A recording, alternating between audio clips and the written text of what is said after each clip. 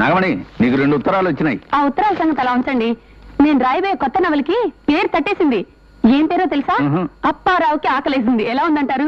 అప్పారావుకి ఆకలేసింది, ధర్మారావుకి దాహం వేసింది, కాంచనమాలకు కడుపు వచ్చింది, నీకు నాకు శోభనమైంది. లాభం లేదు. ఏమిటి నవలల్లో కూడా రాయవా? కళ్ళలో కూడా ఒప్పుకోను. నా కర్మ. సరే, ఓ ఎడిటర్ గారు నీకో విజ్ఞాపన పత్రం రాసుకున్నాడు. ఏం రాశాడు? నీ నవల్స్ కొన్ని చదివి ఆ పత్రికలో పనిచేసే సబ్ ఎడిటర్స్ పిచ్చాసుపత్రిలో జాయిన్ అయ్యారట. ఇక మీదట నువ్వు నవల్స్ రాయకుండా ఉండటానికి ఎంత కావాలో చెబితే అతను చందాలు పోగు చేసైనా నీకు పంపిస్తానని రాశాడు. పందులకేం తెలుసు పాండ్స్ పౌడర్ వాసన అని. ఈ నాగమణి నవల్స్ విలువ ఆ ఎడిటర్లకేం తెలుసండి?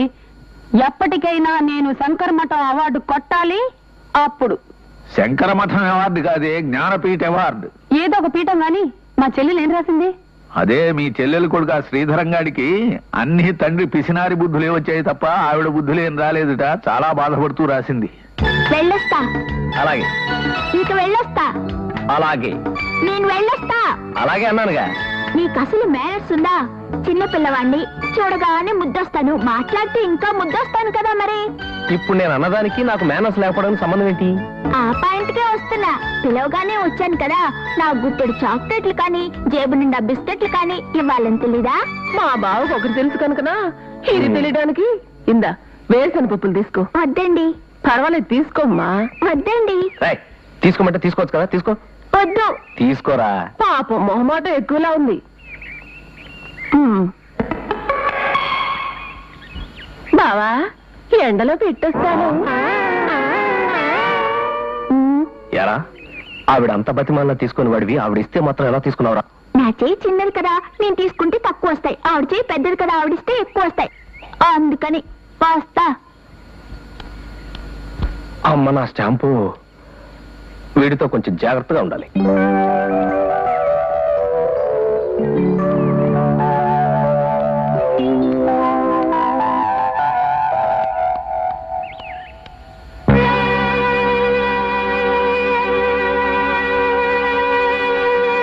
ఏరా ఆ ఇంటికి వెళ్ళొద్దంటే ఎందుకు వెళ్ళావరా?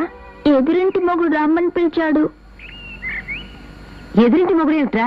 ఎదురింట్లో ఉన్నాడే బావా, ఆయన ఎవరికి మొగుడో కానీ ఇప్పుడు నాకు మొగుడయ్యాడు. మా ఇంటికి రా, మా ఇంటికి రా అని ఒకటే నాసనుకో. పిలిస్తే మాత్రం నేను వెళ్ళొద్దని చెప్పలేదు. నువ్వు చెప్పావు. పాపం ఆ ఎదురింటి మొగుడిని పెళ్ళం వదిలేసిందంట.